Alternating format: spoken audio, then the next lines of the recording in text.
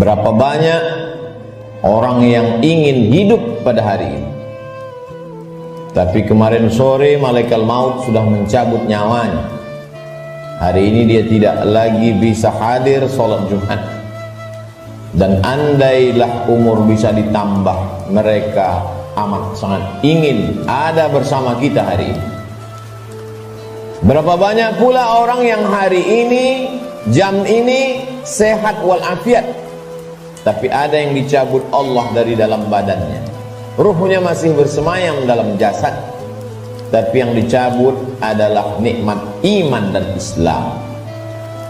Tak ada lagi rasa takutnya kepada Allah, sehingga meninggalkan sholat Jumat ringan saja, seperti meninggalkan sandal di tepi jalan. Tak ada sedikit pun khawatirnya terkena azab kubur, tak ada takutnya pada azab neraka. Laknat yang paling mengerikan bukan miskin, laknat yang paling menakutkan bukan sakit. Laknat adalah ketika tak ada rasa takut dalam hati. Maka ketika masih ada rasa cemas, rasa takut, bersyukurlah, berarti masih ada benih-benih iman dan Islam yang dipupuk, disiram dengan mendengarkan ceramah, tausiah, pengajian, khutbah, dan dia akan berbuah ketika dilaksanakan dalam bentuk amal saleh. Semakin zaman ini hebat, semakin canggih, maka rumah sakit semakin banyak, dokter-dokter spesialis lulusan luar negeri bertebaran seperti bintang di tengah langit. Tapi apakah umur manusia makin panjang? Tidak. Apakah penyakit makin hilang? Tidak. Dulu zaman datuk nenek kita, mereka umur 70 tahun, masih tajam parang panjangnya untuk pergi ke sawah, ke hutan. Hari ini umur 40 tahun, pergi ke rumah sakit, terkena diabetes, terkena asam urat. Terlalu banyak daftar nama penyakit untuk disebutkan. Artinya apa? Kecanggihan teknologi tidak bisa menambah umur manusia. Kehebatan manusia dalam bidang multimedia telekomunikasi memang mempercepat hubungan, memang mempererat persaudaraan, tapi juga mempercepat kematian. Oleh sebab itu hidup manusia semakin singkat, hidup manusia semakin tidak bermakna. Cobalah kita renungkan berapa banyak saudara yang sebaya, yang seusia, satu sekolah, tetangga, kawan akrab, lebih muda dari kita, lebih sehat dari kita, lebih ganteng dari kita, tapi ternyata mereka tidak lagi bersama dengan kita. Lalu apa yang perlu kita siapkan? Yang kita siapkan adalah bahwa ketika ruh keluar dari jasad, tidaklah seperti tetesan embun yang jatuh dari daun yang basah.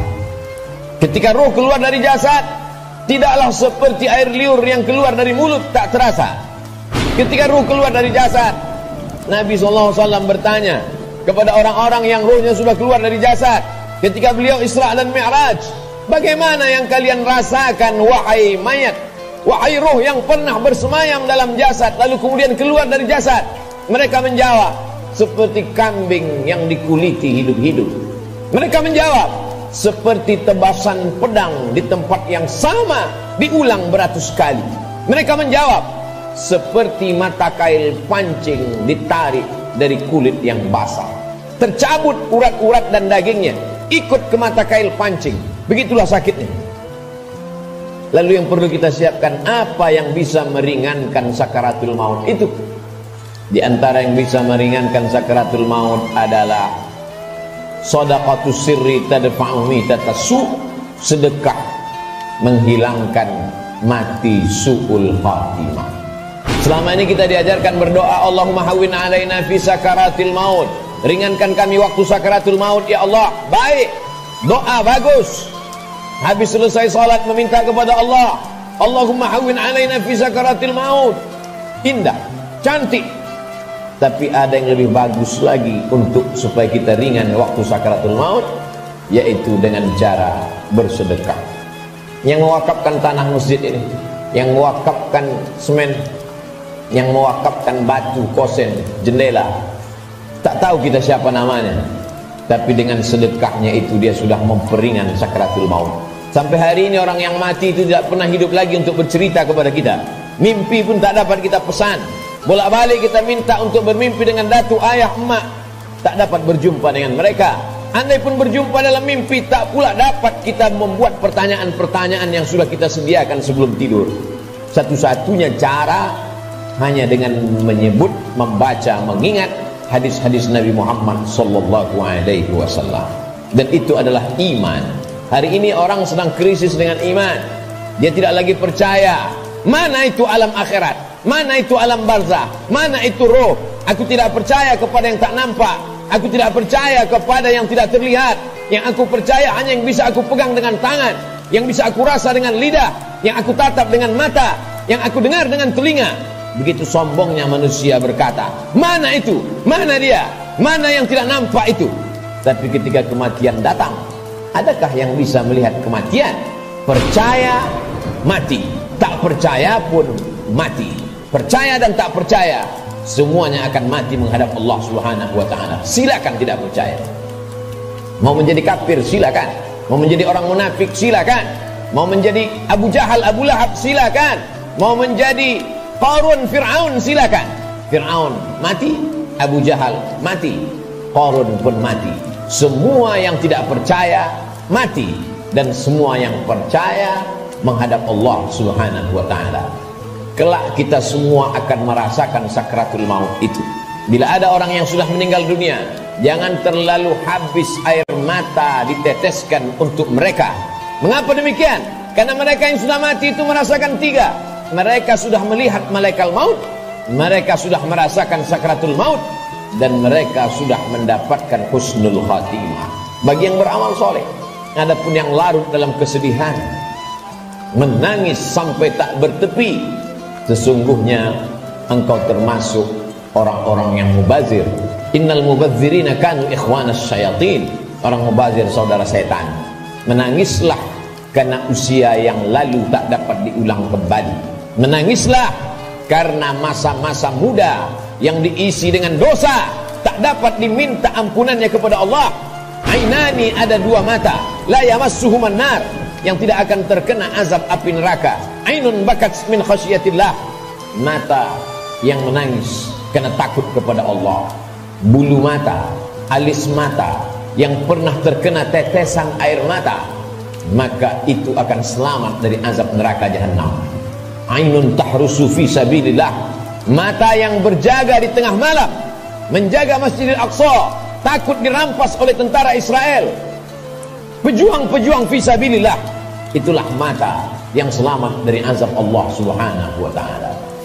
Setelah mati menghadap Allah, bebas dari sakratul maut, mereka adalah orang-orang yang mati syahid. Orang mati syahid itu tidak merasakan empat, tidak merasakan sakratul maut. Sakratul maut mereka seperti cubitan pada kulit yang lembut. Mereka tidak merasakan azab kubur, mereka tidak merasakan hisab. Mereka langsung masuk ke dalam surga Allah Subhanahu wa ta'ala. Wala taqulu lima yuqtalu fi sabilillahi amwat. Jangan kau katakan mereka yang mati syahid itu mati. Bal ahya, mereka hidup. Walakin la tash'urun, kamu yang tak dapat merasakannya. Setiap muslim mesti berniat mati syahid. Andai dia tidak mati syahid, maka niatnya menyampaikannya.